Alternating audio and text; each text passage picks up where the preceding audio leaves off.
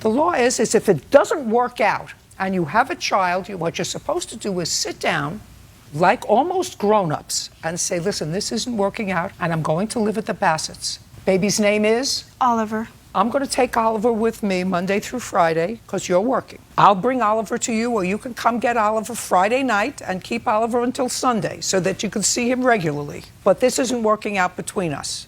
Before, when I was letting him watch him, I actually was breastfeeding him a little bit. Listen to me. Breastfeeding a little bit means what? Meaning, breastfeeding a little mean, I did matrimonial work and I understand this. This is something that maybe you discussed with your lawyer, right? Also. Yeah. Of course.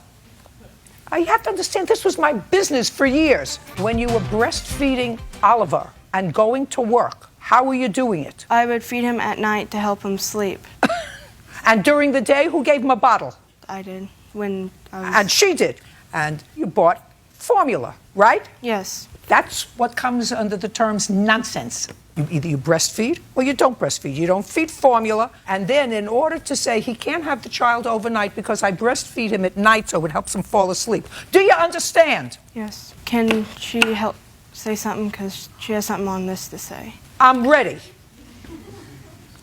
First, let me tell you this. You took on a whole bunch of responsibility. Good for you. You must be a very, very nice person. You have to understand before you say anything that they made a very bad judgment in having a child at 17 years old. But now they have a 5-month-old baby, and he has as much right to that child as she does. Right. Period. Yes. And she doesn't let him see him in a park for an hour. Okay. We went to the police after he withheld him. What do you mean he withheld him? He didn't withhold him. It wasn't... He didn't withhold him. She left and stole his son from his grandmother's house. She took him to your house. Now, if he went to the police and said she stole my baby from the place where the baby was born, what do you think the police would have said? They would have said, we don't get involved in that, go to family court. But because now the baby is back at the grandmother's house and he says, you can't take him.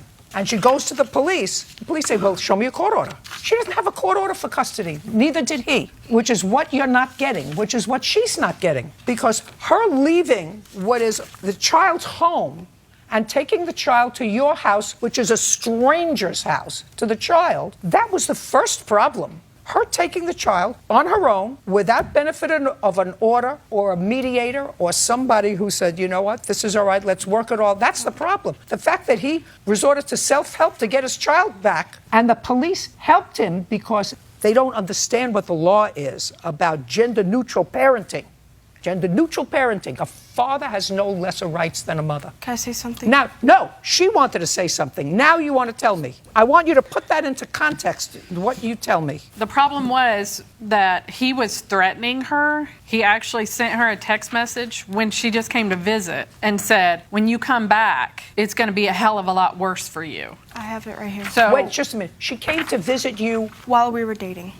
She just came for a few hours. What does that mean? She'd come over and we'd sit, we'd get to visit with Oliver.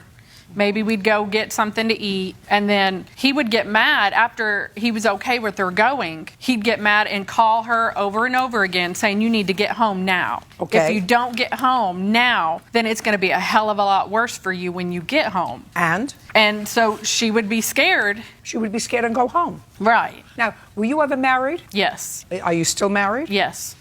We're separated. Well, you're still married, but separated. Yes. I assume you're separated because you weren't getting along. Right. And I assume that if you weren't getting along, if I would listen to what your husband says, he would have one story, and what you said would be a different story. And if somebody else was interpreting your marital situation, would you say, they can't interpret my marital situation because they're not living in it? Probably. Right. Well, that's what I'm saying to you.